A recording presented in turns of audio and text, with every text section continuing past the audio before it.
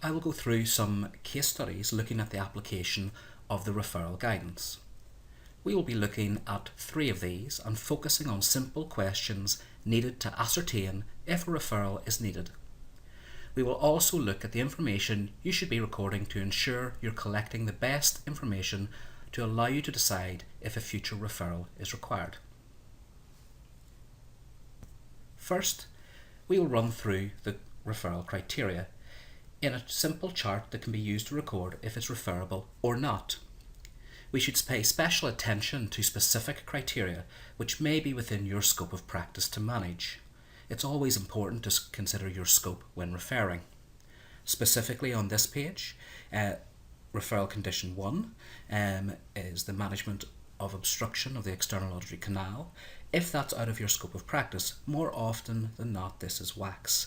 If you're qualified to remove wax, then this is within your scope to complete on your own. If not, you must refer. The remainder of referable conditions on this page are all definite referrals if they're present. Again, with referable condition 8 and 9, they are definite referrals if they're present. With referable condition 10, you'll find that if it's within your scope of practice to manage, you may be able to deal with tinnitus if it's present. As we move down, you'll find hyperacusis the same. And then when we get down to 15, it's important to consider implantable devices such as cochlear implants and bone-anchored hearing aids, and more detail on when to consider and refer for those is found in the BSHAA referral guidance. Here we have case study 1. This will highlight how simple the BSHAA referral guidance is. This service user feels that their hearing has deteriorated over a number of years. They feel it's been quite gradual, and that they have particular difficulty in background noise and also struggle when they're playing sport because they can't tell where someone is calling from. Using the guidance, we can see from looking at this audiogram and from the information the service user has given us that they're aware of the difficulties with their hearing. They have not mentioned that they feel they have one ear better than the other, however they are noticing directional difficulties. This client's audiogram shows asymmetry at 2000, 4000 and 8000 Hz, and this would require a referral for further investigation under referable condition 5. This client reports that they have noticed that their hearing is fluctuating on both sides. It's particularly worse after swimming. They normally go every morning and they have stopped because last week it started to make them feel dizzy. You can see from this image that the client has occluding wax. On performing otoscopy on the other ear, you find the same. You can also see there are 3 potential referable conditions, and the answer initially to each one of these is yes, that they are present. However, a referral depends on more information. Asking the correct questions, getting the correct amount of detail and deciding the best way forward is important.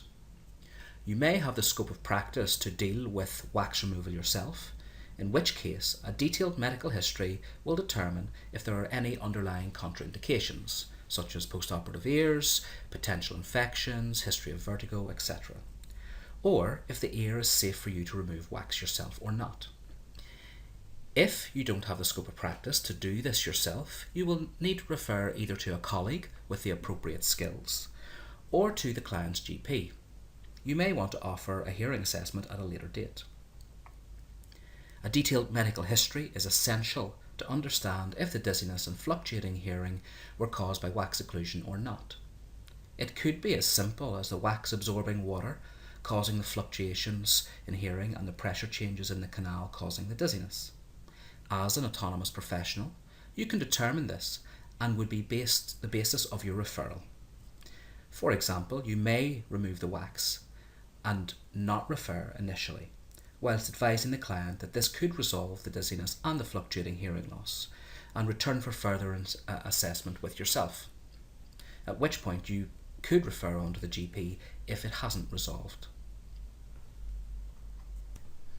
In case study 3, the service user has reported that 6 weeks ago they woke up and noticed a buzzing noise in the ear. specifically their left ear. It was accompanied by some dizziness and nausea. Later in the day, they realised that the left ear wasn't hearing as well. At the time, they had felt a bit run down and saw the doctor, who had given them medication for the dizziness and were told it was a virus and it would return to normal, but unfortunately it hasn't. The dizziness is still present, although not as bad, and the noise is just the same.